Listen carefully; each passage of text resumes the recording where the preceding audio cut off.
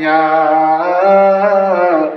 আইয়াতুহান নাফসুল মুতমাইন্নাহ উখরুজি ইলা রিদওয়ানিল্লাহি ওয়া মাগফিরাতিহি। হ্যাঁ প্রশান্ত আত্মা, হ্যাঁ পবিত্র আত্মা, হে আল্লাহর বন্ধু, বের হয়ে আসো, বের হয়ে আসো।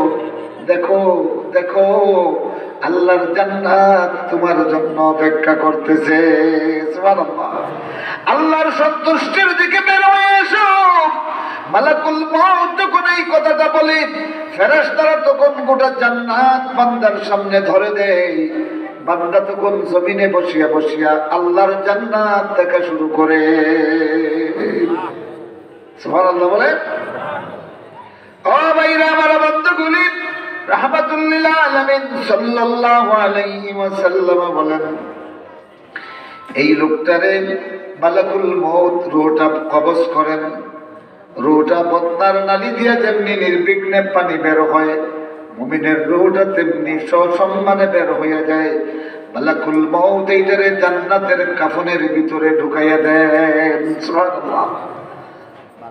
ও ভাইরা আমার বন্ধুগুলি, ও বাবারা আমার, শোনো, খেয়াল করে শোনো। মালাকুল মউত যখন জান্নাতের কাফনের ভিতরে মুমিনের রূহটা ঢুকাইয়া দেয়, চতুর্দিকে সুগন্ধি ছড়িয়ে যায়।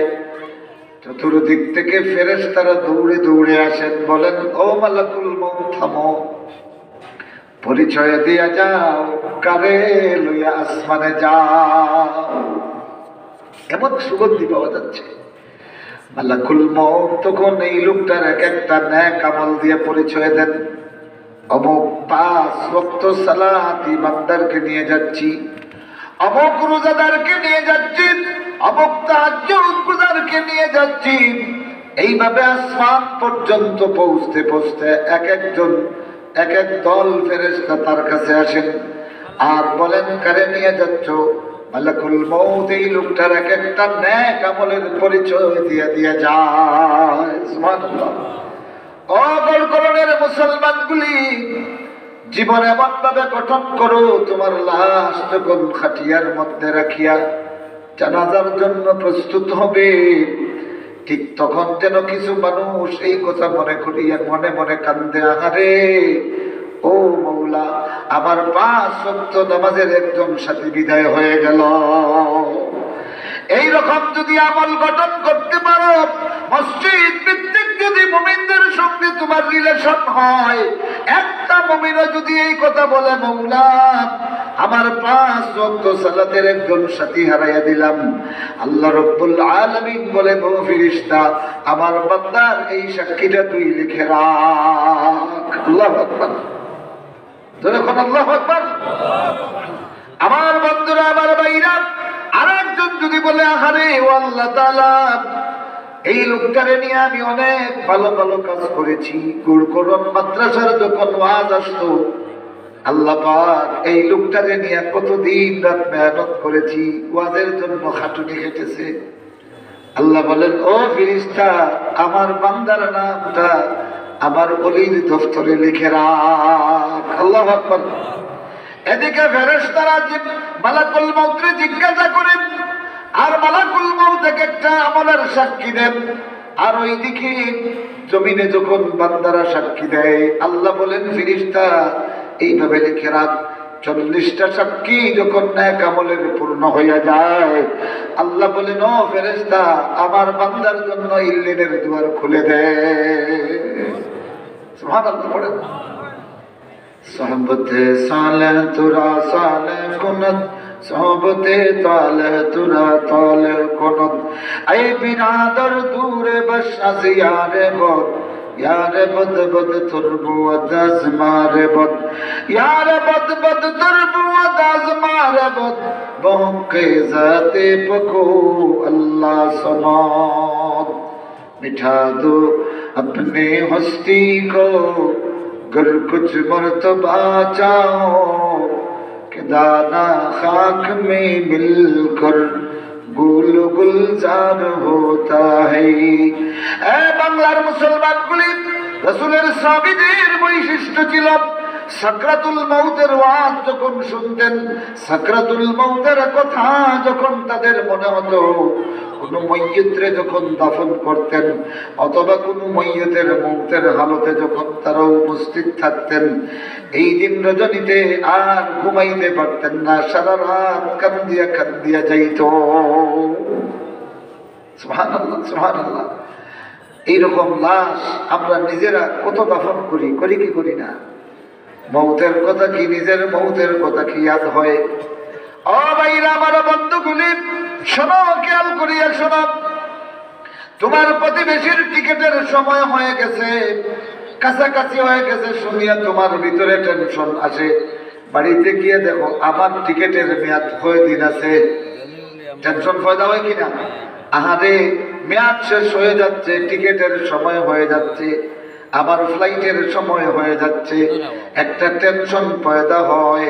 কিন্তু ও মুমিন রে, যত লাশ দাফন করলা, যত মৃত্যু দেখলা, যত অ্যাক্সিডেন্ট দেখলা, দেখার সাথে সাথে তোমার ভিতরে তোমার মৌতের কথা যদি টেনশন তৈরি হয়, বোঝা গেল তুমি সাকরাতুল মৌতের জন্য প্রস্তুত। আর যদি তোমার মৌতের কথা ইয়াদ নয়, বারবার যদি ইয়াদ না হয়, আহারে আমি তো আজ আছি কালকে নাই, সব দুইটা চোখ মুদিলে আমার সব শেষ হয়ে যাবে, দুই নয়ন মুদিলে আমার সব সাকিত হয়ে যাবে, নীরব হয়ে যাবে, নিস্তব্ধ হয়ে যাবে, এই কথা যদি মনে হয়, বোঝা গেল তুমি মৌতের জন্য প্রস্তুত। আর যদি এইরকম কোনো টেনশন পয়দা না হয়, বোঝা গেল এখনো তোমার ভিতরে আল্লাহর খৌফ পয়দা হয় নাই। আল্লাহ নবী বলেন, নাফরমান ব্যক্তি, এই ব্যক্তির মৌতের সময় মালাকুল মউত উপস্থিত হন, তবে আসওয়াদ, মারাত্মক কালো চেহারা নিয়ে, ভয়াবহ চেহারা নিয়ে, দুইটা চোখ, একবার যখন ব্যক্তি তাকাবে, একবার মালাকুল মউতের চেহারার দিকে তাকানোর পরে দ্বিতীয়বার আর সেদিকে তাকাবে না, বারবার চেহারা ডানে নিবে, বামে নিবে। ও বন্ধুগুলি আমার, আল্লাহ নবী বলেন, প্রচন্ড কালো চেহারা নিয়ে আর একেবারে হলুদ বর্ণের দুইটা চোখ থাকবে, নীল বর্ণের, কালোর মধ্যে নীল বর্ণের চোখ থাকবে। কেমন ভয়াবহ চেহারাটা! আমার বাইরা মালাকুল মউত দেখিয়া চিৎকার দিবে বান্দা, এত দূরে চিৎকার দিবে। আল্লাহ নবী বলেন, ওই চিৎকারটা যদি জবান দিয়ে ফুটত, তাইলে আশেপাশের মানুষের কানের পর্দা ফেটে যেত। চিৎকার দিবে কিন্তু আওয়াজ বের হবে না, কথা বলার চেষ্টা করবে কিন্তু জবান নড়বে না, তার আত্মীয় স্বজনের কান্নার আওয়াজ কানে যাবে কিন্তু কথা বলতে পারবে না। আমার ভাইরা, ঠিক সেই সময়ে মালাকুল মউতের চতুর্দিকে কিছু ফেরেশতারা আসবেন, আসিয়া তারাও একটা কাফন বাইর করবেন। তবে এই কাফনটা সাদা কাফন নয়, জাহান্নামের আগুনের ধাউ ধাউ করা লাল কাফনের চাদর। এই চাদরের দিকে তাকাইয়া বান্দা তখন ছটফট শুরু করবে। আল্লাহর রাসূল বলেন, ঠিক সেই সময়ে মালাকুল মউত ধমক দিয়ে আসিয়া তার শিয়রে বসবেন, বসে বলবেন, ইয়া আইয়াতুহান নাফসুল খাবিসা, হে অপবিত্র আত্মা, বের হয়ে আয়, উখরুজি ইলা নারি জাহান্নাম, বের হয়ে আয়, জাহান্নামের দিকে বের হয়ে আয়, আল্লাহর জাহান্নামের আগুন তোর জন্য প্রস্তুত। আল্লাহ নবী বলেন, এইভাবে ধরিয়া টানিয়া সারিয়া কোরআন মাজিদ বলতেছে, ওয়ান্নাজিআতি গারকা ওয়ান্নাশিতাতি নাশতা ওয়াসসাবিহাতি সাবহান ফাসসাবিকাতি সাবকা। আল্লাহ নবী বলেন, আন্নাজিআত মানে হলো খেচনেওয়ালে ফেরেশতা, তার মানে হলো যারা জোর করিয়া ধরিয়া ছাগলের চামড়া যে এরকম ঝুলানো হয় টান্না টানিয়া, ঠিক তেমনি ভাবে কাফেরের রূহ, নাফরমানের রূহটারে এইরকম টানা শুরু হবে। ওয়ান্নাজিআতি গরকা। মুমিন এই মাইয়াতের এই লোকটার রক্তের মধ্যে ডুব দিয়ে ফেরেশতারা টানা শুরু করবে। তো ভাইরা আমার, রক্তের মধ্যে যদি ফেরেশতারা ঢুকিয়া টানা শুরু করে অবস্থা কেমন হবে? একটা ইলেকট্রিক তারের শর্ট যদি সামান্য আপনি এখানে লাগে, এই পাটা অচল হইয়া যায়, ঠিক কিনা? হার্ট অ্যাটাক হয়ে যায়, রক্তের সঞ্চালন বন্ধ হইয়া যায়। স্বয়ং আল্লাহর ফেরেশতারা যারা ইলেকট্রনের তৈরি, নূরের তৈরি, এই ফেরেশতারা ঢুকে যাবে আপনার রক্তের সমুদ্রে, ঢুকিয়া চাপ দেওয়া শুরু হবে। হযরত সাদ বিন আবি ওয়াক্কাস রাদিয়াল্লাহু তাআলা বলেন, সাকরাতের এক একটা চাপ মনে হয় যেন কান্না জিবাল রাদওয়া আলা উনুকি। রাদওয়ান পর্বতমালা, এইগুলি হলো মক্কা থেকে মদিনায় যাওয়ার পথে হাতের ডান দিকে পূর্ব দিকে এক একটা পাহাড়, আকাশ চুয়া পাহাড় দেখা যায়, শুধু পাথরের পাহাড়। এগুলির নাম হলো রাদওয়া পর্বতমালা। সাদ বিন আবি ওয়াক্কাস রাদিয়াল্লাহু তাআলা বলেন, ও আব্দুল্লাহ ইবনে আব্বাস, মনে হচ্ছে যেন আমার ঘাড়ের উপরে আল্লাহ রাদওয়ার পর্বতমালা উঠাইয়া দিছেন। আল্লাহু আকবার। পেটের ভিতরে কাটার মতো বিদ্যুৎ, ও আন্নামা ফি বাতনি আশ-শাউক, আমার পেটের ভিতরে যা সব যেন কাটা হয়ে গেছে, কঠিন ধারালো কাটার মতো, সুচালু কাটার মতো কাটতেছে। বাহিরে চাপ আর ভিতরে কাটা, সুইয়ের কাটা। আতানাফাসু মিন খারতি ইবরাতিন, আমি শ্বাস নিচ্ছি, মনে হচ্ছে সুইয়ের একটা ছোট্ট ছিদ্র দিয়া শ্বাস প্রশ্বাস যাচ্ছে। আল্লাহু আকবার। বাহিরের দিকে চাপ, ভিতরের দিকে চাপ, এমন ভয়াবহ অবস্থা শুরু হবে রে ভাই। আল্লাহ রাব্বুল আলামিন বলেন, ওয়াজাআত সাকরাতুল মাউতি বিল হক যালিকা মা কুনতা মিনহু তাহিদ। وجاءت كل نفس معها سائق وشهيد لقد كنت في غفلة من هذا।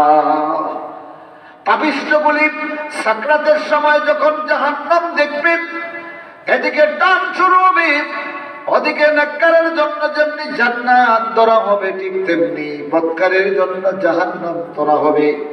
জাহান্নাম দেখিয়া বদকার পালাইবার চেষ্টা করবে। ঠিক সেই সময় আল্লাহ বলেন, লাকাদ কুনতা ফি গাফলাতিন মিন হাযা, ও বান্দারে, ও আমার বান্দা, একটু আগে তুই এই সাকরাত থেকে, এই মউত থেকে তুই গাফিল ছিলে। নাউযুবিল্লাহ পড়েন। লাকাদ কুনতা ফি গাফলাতিন মিন হাযা ফাকাশাফনা আনকা গিতাআক। আর এখন আমরা আল্লাহ বলতেছেন, আমরা তোর চোখের পর্দা সরাইয়া দিলাম, দেখ জাহান্নামটা, দেখ তো দেখি। এই মুহূর্তে জাহান্নাম থেকে ভাগার জন্য বান্দা চেষ্টা করবে আর বলবে, ও আমার মওলারে, আমার আল্লাহ তাআলা ফাসাদদাকা লাউলা আখবারতানি ইলা আজালিন করিবিন فأصدق وأكن من الصالحين ولن يؤخر الله نفسا إذا جاء أجلها والله خبير بما تعملون। الله رب العالمين বলেন, ঠিক সেই সময় বান্দা বলবে, লাউলা আখবারতানি ইলা আজালিন করিব, ও আমার মওলা, একটুখানি যদি ডিলে করতে, আমার মৃত্যুটা যদি সামান্য করিব, একেবারে সামান্য সময়ের জন্য যদি মৃত্যুটা আপনি আটকাইয়া রাখতে, তাইলে এই সুযোগ পাইলে আমার জিন্দগির তামাম সম্পদ আমি সদকা করে দিতাম। আল্লাহু আকবার। ওয়া আকুম মিনাস সালিহিন, আর আমি তোমার নেক বান্দাদের মধ্যে শামিল হয়ে যেতাম। আয় আল্লাহ তাআলা আমি আর নামাজ কাজা করতাম না, আয় আল্লাহ তাসবিহ কাজা করতাম না, রোজা কাজা করতাম না। ও আল্লাহ আকুম মিনাস সালিহিন, আমার দুনিয়া বলতে যা আগে সব দিয়া নিঃস্ব ফকির হইয়া কেবল আল্লাহ আল্লাহ বলে বাকি জিন্দগি কাটাইয়া দিতাম। আল্লাহ বলেন ওয়ালা ইউআখিরাল্লাহু নাফসান ইযা জাআ আজালুহা, কারো আজল যখন এসে যাবে কখনো সামান্য সময় আর পিছানো হবে না। পিছানো হবে? পিছানো হবে না ভাইরা আমার। আল্লাহ বলেন ফাকাশাফনা আনকা গিতাকা ফাবাসারুকাল ইয়াওমা হাদীদ, বান্দারে আজকে তোর চোখের পর্দা সরাইয়া দিলাম, দেখ জাহান্নাম দেখ। ফলে তখন তোর চক্ষুটা লোহার মতো স্থির হয়ে যাবে, আর নড়বে না। আউযুবিল্লাহ পড়েন।